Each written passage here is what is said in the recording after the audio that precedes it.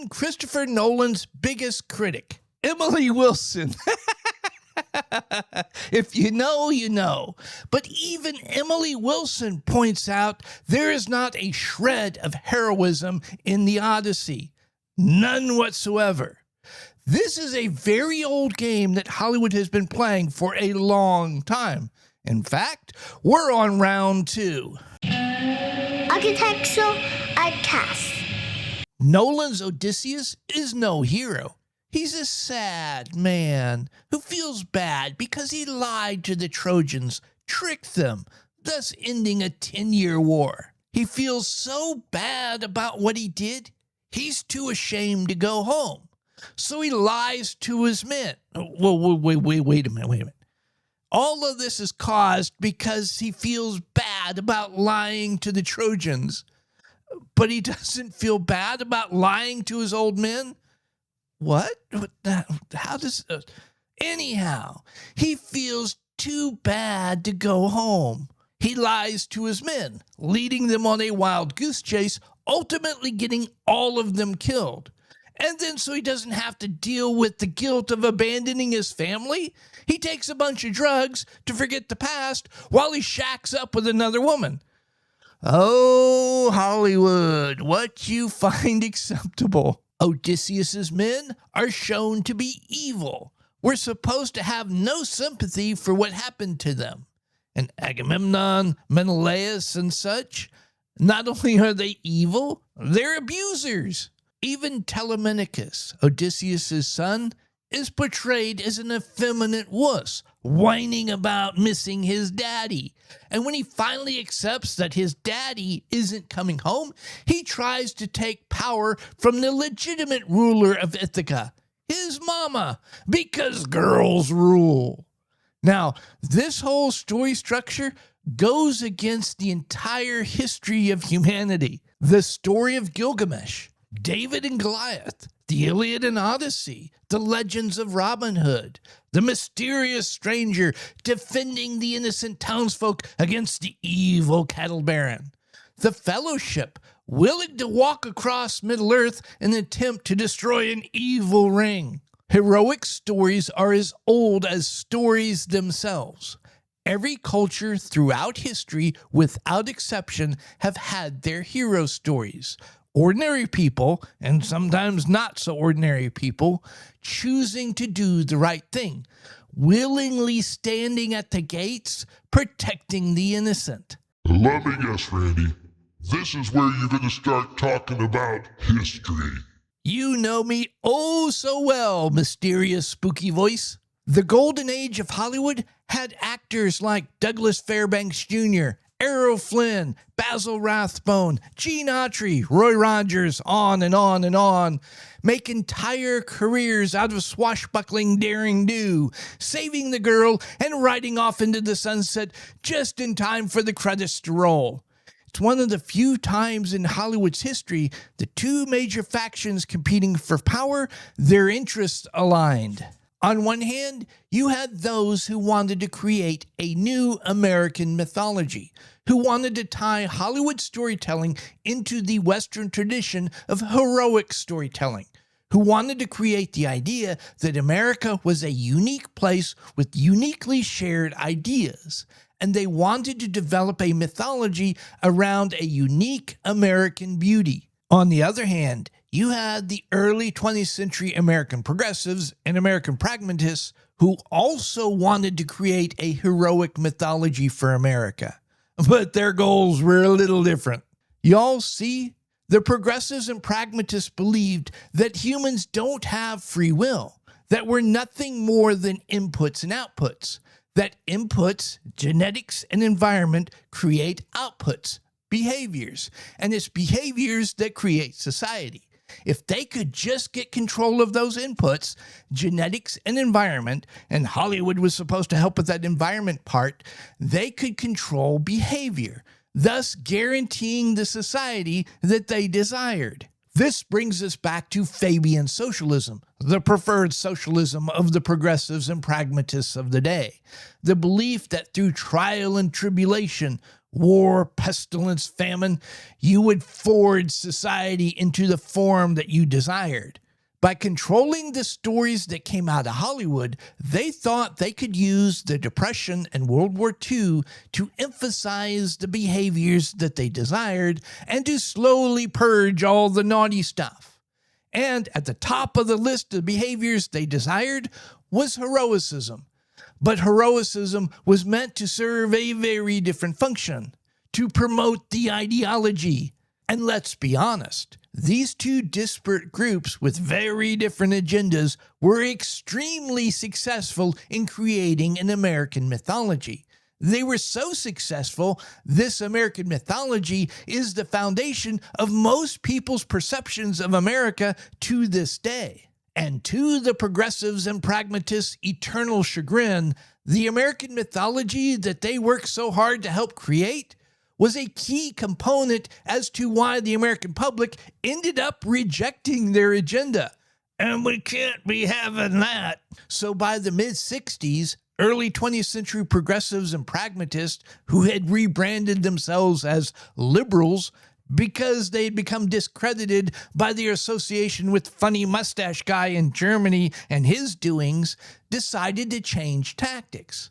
Instead of perfecting society into their desired goals, they would destroy society, undermine, corrupt, discredit, and then from the ashes of the destroyed society, they would then raise up their Fabian utopia. To this end, they embraced Derrida and deconstruction, rejecting universal truth in storytelling to be replaced with their interpretation of storytelling, otherwise known as postmodernism. In my previous video, Nolan is Beyond Reproach, Academia versus Hollywood, I go into a deep dive as to what is deconstruction, why did they use it, what purposes it serves, so forth, so on. I'll link it if you're interested. As far as this discussion goes, at the top of the list of things to be deconstructed, heroicism. By the way, if y'all like these type of videos, these type of conversations, consider subscribing to the channel. Kind of what I do around here. And again, despite their best efforts, the progressives and pragmatists, liberals, tactics backfired on them. Their deconstruction tactics ended up having two unintended consequences. On one hand, you had the historic revisionist, deconstructionist movies like the Dollars Trilogy, Once Upon a Time in the West, The Outlaw Josie Wales, Jeremiah Johnson. The problem with these movies was the audience didn't interpret them as deconstructions. They didn't see them as destroying the hero. On the contrary, audiences, particularly American audiences, interpreted these films as a continuation of traditional American Western mythology. On the other hand, we had movies like Buffalo Bill and the Indians and Heaven's Gate, which the audience did interpret as deconstructions, and they understood were meant to destroy the hero. I mean, in Buffalo Bill and the Indians, Buffalo Bill is shown to be a lying, cheating, manipulative, scheming scumbag. The hero was nothing more than a constructed lie. Now, it also showed the Native Americans as noble savages, but we won't talk about that. The audience readily understood that these movies were made by petty, mean-spirited people who openly hated the source material, and what's more, hated the audience that liked that source material. So the audience rejected these films out of hand. By Hollywood going all in on deconstruction, attacking and destroying the hero, as a result, celebrating nihilism, is part of the reason why Hollywood, by the late 70s, was going bankrupt. They were becoming culturally and socially irrelevant. At the same time, you had Hollywood screaming, modern audiences don't want old-fashioned, hokey heroes, blah. You had Rocky, Superman the movie, Star Wars making all the monies, saving Hollywood by portraying traditional heroism. In the 80s and 90s, heroicism was back on the menu, boys. Schwarzenegger, Stallone, Bruce Willis, Mel Gibson, Chuck Norris. You couldn't throw a stick without hitting a hero. Now, they'd throw a stick back, so you had to be careful. Around 2008, 2010, progressives and pragmatists stopped hiding, started openly identifying themselves as progressives and pragmatists. They assumed that enough time had passed that people had forgotten what they'd been up to years ago. Some of us still remember, though. This was around the same time that the progressives and pragmatists regained power in Hollywood. And immediately they went back to their old tricks, trying to forge society into the form that they desired while purging all the naughty bits. And I've talked about for quite some time now that at the top of the list was beauty. They wanted to redefine it into the macabre and grotesque. But right next to beauty, they also wanted to purge heroicism. However, there were a number of obstacles, least of which, been there, done that. 30, 40 years ago, they'd already almost bankrupted and destroyed Hollywood trying to purge heroicism. Turns out, people like their hero stories, tend to get real pissy when you start messing with them. The second problem is one of ideology versus personal philosophy.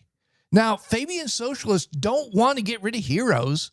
They have no problem with them, as long as the hero's working for them. They want to subvert the hero, turn them into propaganda tools. Now, because they see heroes as propaganda tools, they assume that all heroes throughout time were nothing more than propaganda tools. Because progressives and pragmatists, particularly the ones in Hollywood, think that they're the puppet masters, manipulating the hero into doing their bidding, and then manipulating the public into worshiping the hero, they've developed contempt for the hero. They think at best, a hero is a naive idealist who's easily to manipulate. At worst, they're self-aggrandizing con artists who are in on it. This is where ideology runs into conflict with personal philosophy, because the puppet masters, they think they're too smart. They understand how the world really works. They've seen through the lies. As far as they're concerned, heroicism is a sucker's play. The only people who want to be heroes are fools, idiots, and naive idealists. Again, they're too smart for that. They're the puppet masters, after all. They understand how the world really works. They understand all that matters is power. And in order to gain and then properly wield power, you need to be willing to lie, cheat, steal, manipulate, backstab, betray. And it's not unrelated that the vast majority of people in Hollywood and academia got those positions by lying, cheating, stealing, backstabbing, betraying, manipulating, on and on and on. Another important point. Now, there are major exceptions, but the vast majority of people in Hollywood and academia are cowards. They would willingly, gleefully betray their own families to save themselves.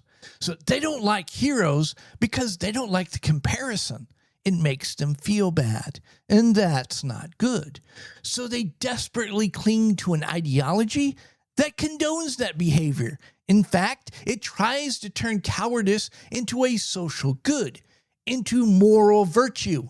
And then there's the biggie, the ideology that has made it almost impossible for modern Hollywood to write heroic stories. Intersectional theory. When it comes to intersectional theory, like all good lies and scams, is based upon a grain of truth. All of us have multiple roles in society. Take me, for instance. I am simultaneously a son, a brother, a friend, a husband, a father. I've been a farmer, a logger, a factory worker, a security guard, a bodyguard, a bouncer. I've been in academia, I'm an architect, and I currently do YouTube. All of these things overlap at various points in my life. Where intersectional theory comes in is they're interested in those points, those moments where the various roles in our life overlap or intersect. They want to explore how we understand those intersections, how those intersections affect how we interact with the world, and then how the world perceives us. Sounds reasonable, right? Well, as always, the devil's in the detail. Intersectional theory comes out of critical theory, Marxism, which states there are only two groups in society, the oppressors and the oppressed, which ties into Sartre and French existentialism. Sartre stated that the individual is responsible for the sins of the group, and once you've been identified as a member of the group, you carry original sin. From the moment you were born, you're guilty, and you can't remove yourself from the group or remove yourself from the guilt ever. Well, there is one way, but we're not allowed to talk about that way on YouTube.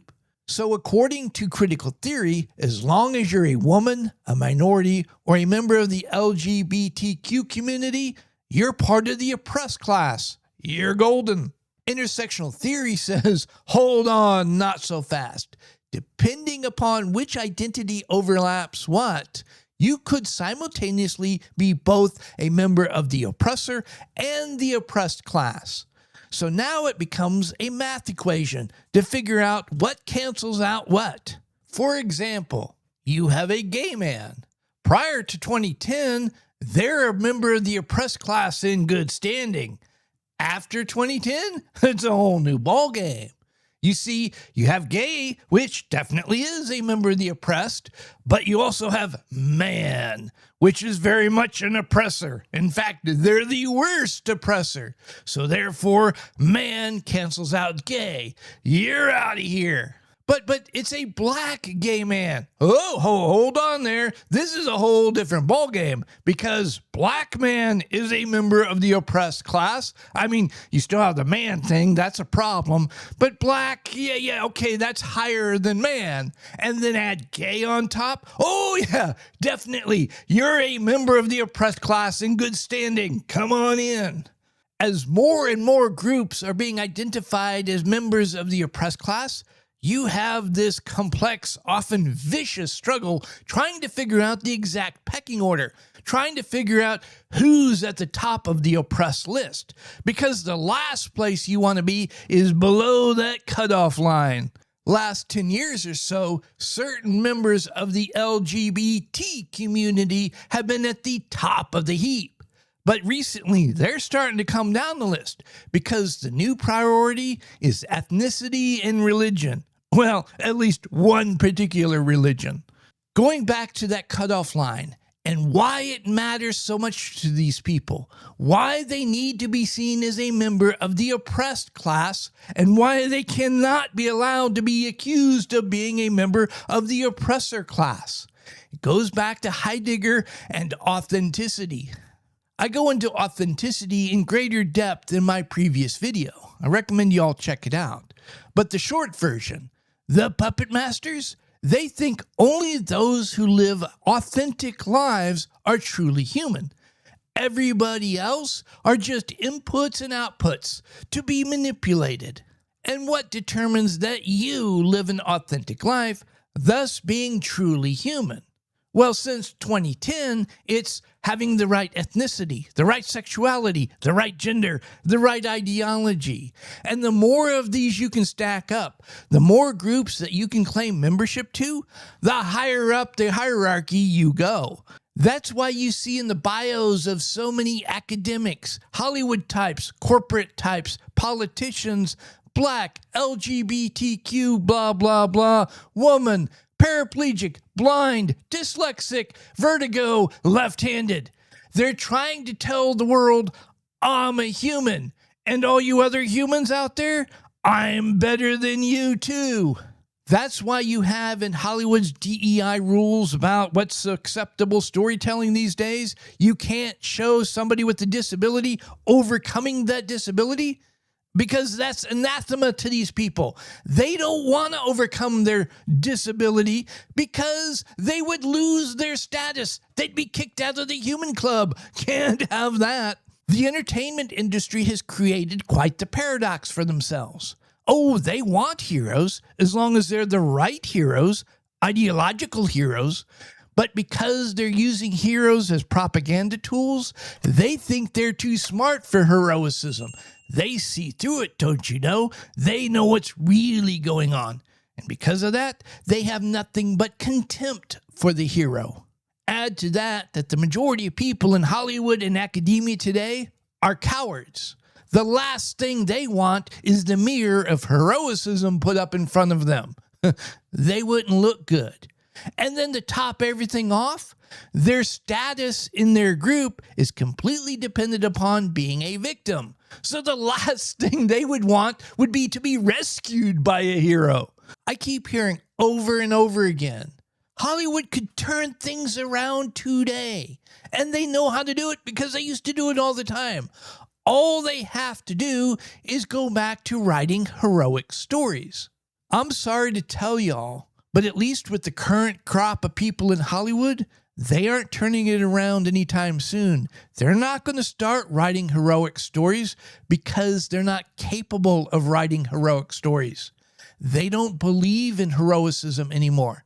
It's to the point that they can't even see heroicism. And those who could still write heroic stories won't because they don't believe in heroicism. They think it's a lie, meant to fool and manipulate the inputs and outputs. And even worse, it promotes the values of oppressor groups. There are two solutions to this problem. The first and most obvious, bring people into Hollywood who can write heroic stories. Problem with this solution, the current people in Hollywood aren't going to go quietly. This at best is a long-term proposition. The problem, though, is current Hollywood doesn't look like it's a long-term proposition. The second, and in my opinion, better solution, with the current technology, we don't need Hollywood anymore. So screw them. Write your own heroic story. Build your own audience. Leave Hollywood with its weird ideas in the dustbin of history. At any rate, I hope I gave you all something to think about, and until next time, y'all be safe. Please like and subscribe. Please leave a comment.